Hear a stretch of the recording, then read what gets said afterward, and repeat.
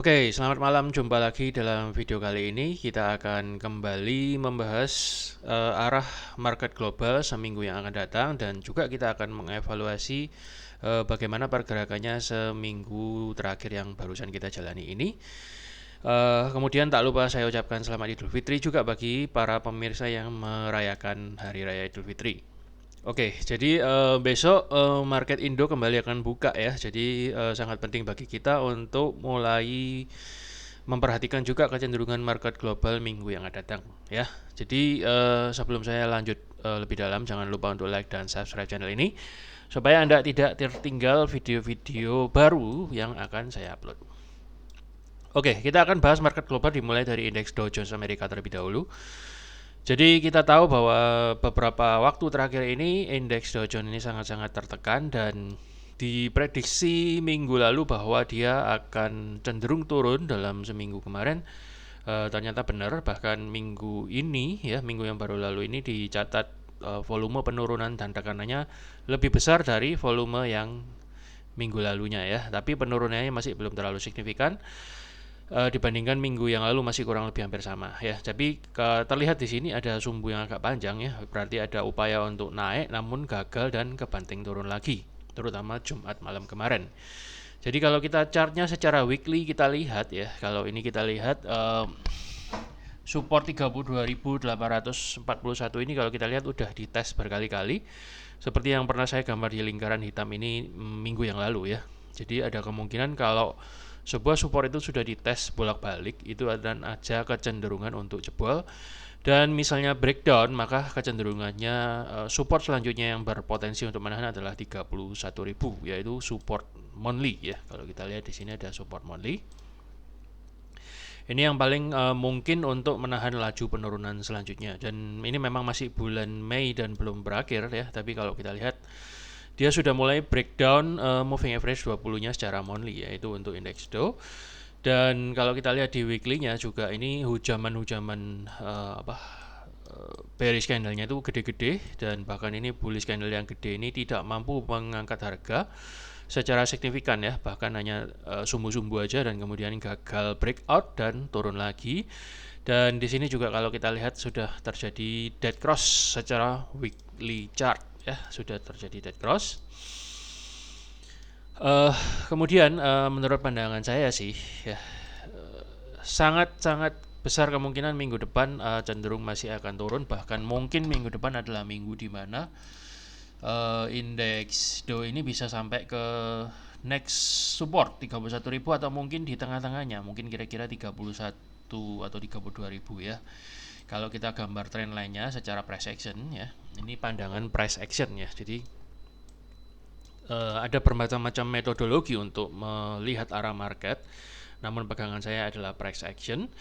Dan kalau kita lihat di sini ada kecenderungan memang berpotensi untuk lanjut turun lagi, setidaknya bisa sampai 32 ribuan ya. Kalau kita lihat di sini support trend lainnya kan kira-kira berada di sini nih ya, di pertemuan tanda panah ungu sama merah ini. So sangat mungkin dalam minggu depan bisa jatuh sampai sekitar sini, atau mungkin lebih parah, itu juga bisa. Kemudian kita lihat lagi di daily-nya, itu yang menyebabkan saya lebih yakin kenapa minggu depan berpotensi untuk turun lebih lanjut. Di daily-nya juga tercatat dead cross, dan kalau kita lihat di sini sudah terbentuk bearish engulfing kedua ya. Jadi bullish-nya sempat sangat kuat ya, sempat seolah-olah ada harapan setelah meeting the Fed hari Jumat. Ternyata bullish-nya nggak mampu ngangkat dan langsung ditekuk balik ya, dan lebih besar. Dan ini hari Kamisnya ya, Jumat ya, Kamis.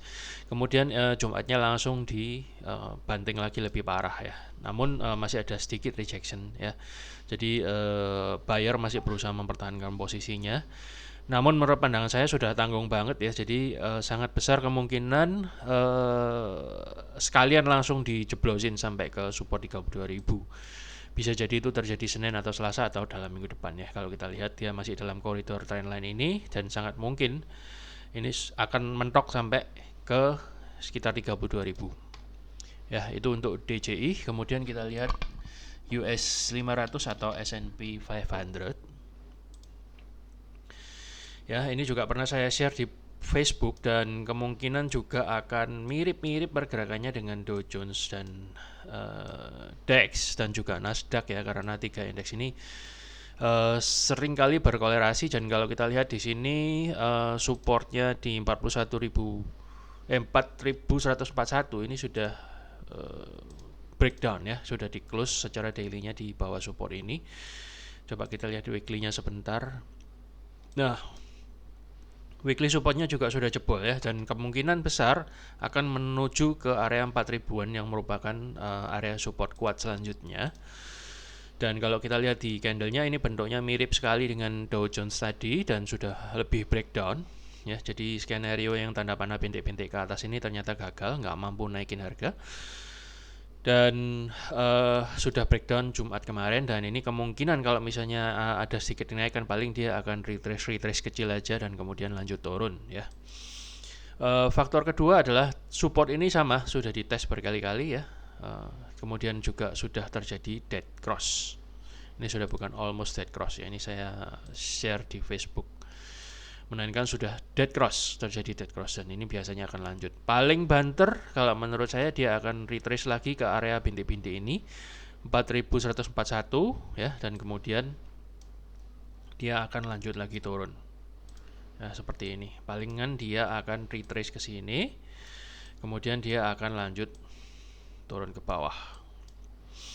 Ya, sangat-sangat cenderung akan turun hari Senin atau Selasa atau dalam minggu depan. Ya, kemudian kalau kita lihat di chartnya yang lebih detail juga mirip. Ya, jadi support weekly dan daily sudah breakdown dan dia akan segera menuju ke area support 4000. Kemudian untuk DE40 juga sangat-sangat mirip ya. Jadi support daily-nya sudah dites kesekian kalinya. Coba kita lihat weekly-nya dulu. Ya, weekly-nya sih sudah tidak ada support ya. Jadi kemungkinan daily-nya yang akan di breakdown. Ya, jadi kemarin itu sempat terjadi pullback. Setelah menyentuh area support, mantul kembali dan berusaha untuk bullish. Namun dia seperti skenario yang saya gambar ini, kalau dia bisa breakout dari trendline down ini, maka dia akan lanjut ke atas ya, berpotensi untuk menjadi new high ya, dan higher high low-nya bisa jalan. Namun ternyata dia sama sekali gagal dan terbentur. Jadi skenario yang terjadi adalah yang kedua ini, terbentur trendline dan resisten yang ada di sini, kemudian langsung kebanting turun ya. Dan support yang di bawah ini sudah melemah karena sudah dites ke sekian kalinya ya. Jadi kemungkinan sekali dalam minggu depan ya, indeks DAX ini juga akan ngetes area support selanjutnya, yaitu di area sekitar 13 ribuan. Kalau kita ambil round number, kemungkinan dia akan ngetes area 3 ribuan. Dan kalau misalnya 13 ribuan ini breakdown, maka dia akan lanjut lagi lebih dalam, bisa sampai ke next supportnya, yaitu sekitar 11.554 ya. Ini skenario kedua kalau misalnya dalam minggu depan atau beberapa waktu mendatang jatuhnya cukup jeru, itu bisa sampai ke area sana ya.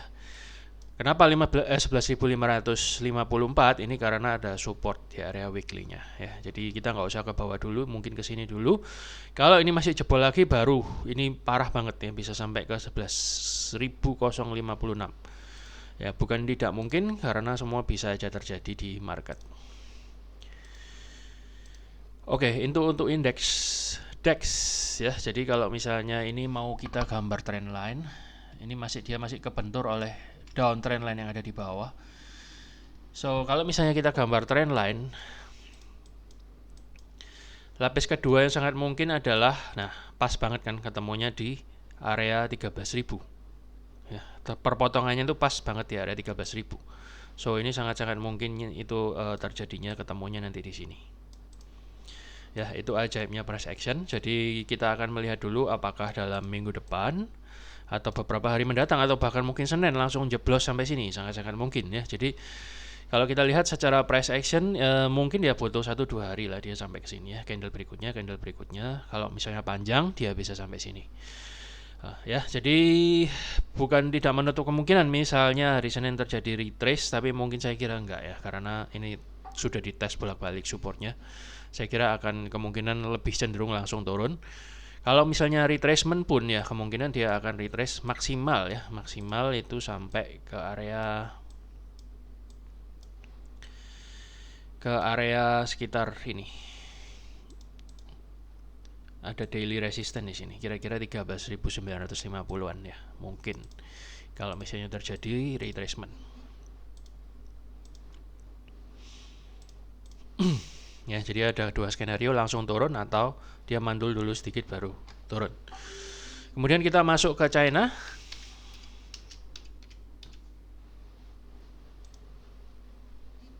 China juga sekali lagi masih belum menunjukkan tanda-tanda penguatan. Kita lihat weekly chartnya juga. Nah, juga mirip dengan DAX, walaupun ini bentuknya mirip pin bar tapi fake pin bar ya. Dan seperti yang saya ngomong minggu lalu, fake pin bar nggak mampu mengangkat harga lebih signifikan ke atas ya, malah cenderung melorot lagi ke bawah secara weekly-nya. Dan kalau kita lihat daily-nya juga chartnya downtrend banget ya. Jadi sangat besar kemungkinan skenario yang garis bintik-bintik ini akan terjadi.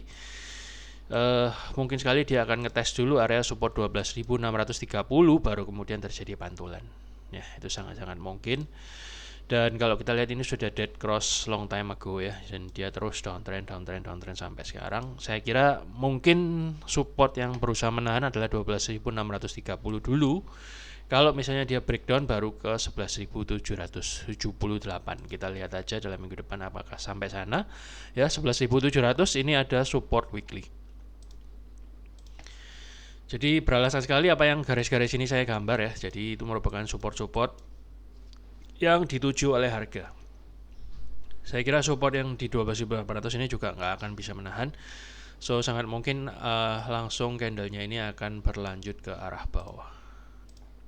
Ya, langsung ke bawah gini dalam minggu depan, dan kemudian baru terjadi sedikit retracement di area sini. Ya, itu pun kalau kuat, kalau enggak ya bisa langsung ambrol lagi. Kita lihat HSI selanjutnya. Jadi majority indeks global minggu yang lalu ini waktu libur lebaran cenderung turun semua. Sebab itu dikhawatirkan juga indeks IHSG takutnya keseret atau gap down turun nanti hari Senin. Makanya nanti mungkin saya nggak bikin banyak-banyak video untuk IHSG. Bukannya saya males, tapi karena memang marketnya lagi nggak bagus. So lebih baik saya tidak ngomong apa-apa daripada terlalu banyak trade di market yang kurang baik. So skenario ini memang masih belum gagal ya. Kalau misalnya mantul lagi turun ini bisa naik, tapi sepertinya kalau kita lihat support ini sudah dites 1, 2, 3. Ini yang keempat kalinya ya. Jadi seperti indeks global yang lain, kemungkinan dalam minggu depan Hang Seng akan cenderung menurun juga ya. Kalau misalnya terjadi retracement pun, maksimal retracement yang akan terjadi adalah di area sini sekitar 20.500. Kalau dia bisa menjebol resisten 20.500 ini, barulah ada potensi terjadi kenaikan atau ada potensi untuk terjadi uptrend kalau misalnya dia bisa breakout dari resisten ini, tapi saya kira kemungkinannya sangat kecil ya. Kalau dilihat korelasinya dengan indeks global yang lain, biasanya sih akan ikut ya. Jadi kemungkinan akan terjadi downtrend, dan mungkin sekali support yang akan menahan selanjutnya adalah di area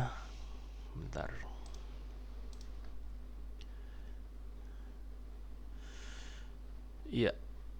Ya, 19.322 merupakan support weekly kedua yang akan berpotensi untuk menahan laju penurunannya Hang Seng sementara. Namun perlu diketahui besok hari Senin ini indeks Hang Seng masih libur karena ada hari national holiday-nya Hong Kong, yaitu the birth of Buddha. So mungkin Hang Seng baru bisa ditradingkan lagi hari Selasa tanggal 10 ya. Jadi hari Senin tanggal 9 ini mungkin masih dia tidak bergerak, masih akan tetap di sini. Kalau misalnya market global yang lain ternyata turun banget, ya kemungkinan tanggal 10-nya akan langsung gap down. Kalau misalnya ternyata ada retracement naik market globalnya, mungkin juga Hang Seng akan open gap di area resisten ini, dan Anda bisa manfaatkan itu untuk mulai mengambil posisi sell ya. Jadi kalau misalnya Anda mau sell, tunggu area retracement-nya dulu. Mungkin Anda bisa masuk di area time frame yang lebih kecil, misalnya H4 untuk mengambil posisi sell dan berekspektasi atau memprediksi harga akan lanjut turun lagi. Saya kira itu untuk Hang Seng dan China dan juga indeks Eropa dan Amerika. Sekarang kita lihat dulu IHSG. Bagaimana pandangannya untuk minggu yang akan datang ya. Nah, saya sudah pernah bahas ini sebelum lebaran di video tentang indeks global yang sebelum yang seri terbaru ini ya. Jadi waktu ditutup sebelum hari raya lebaran atau libur lebaran itu indeks saham gabungan Indonesia tercatat close merah dan baru saja terbentuk oleh resisten. Kalau kita lihat weekly-nya juga masih doji. Memang ini belum terlalu valid karena ada vakum seminggu IHSG libur, jadi belum bisa, ya ini agak meraba-raba. Tapi kalau kita lihat dari kondisi terakhir itu sudah berada di area resisten. Dan di mana setelahnya itu hari Seninnya minggu yang lalu itu indeks global langsung turun rame-rame ya. Dalam minggu lalu kan turun rame-rame. Jadi kalau misalnya IHSG buka harusnya dia sudah ikut turun. Kebanyakan ya, tidak selalu. Kebanyakan karena indeks ini saling terkorelasi, jadi kemungkinan IHSG sudah ikut turun. Jadi karena dia libur 1 minggu, kalau menurut pandangan saya bisa saja skenario pertama adalah terjadi gap down dari IHSG. Mungkin aja dia langsung kebuka di sini sekitar 7.150 atau mungkin dia terbuka sedikit-sedikit di bawahnya, atau mungkin di gap down langsung buka di sekitar 7.200-an. Intinya dia cenderung akan gap down kalau menurut pandangan saya ya.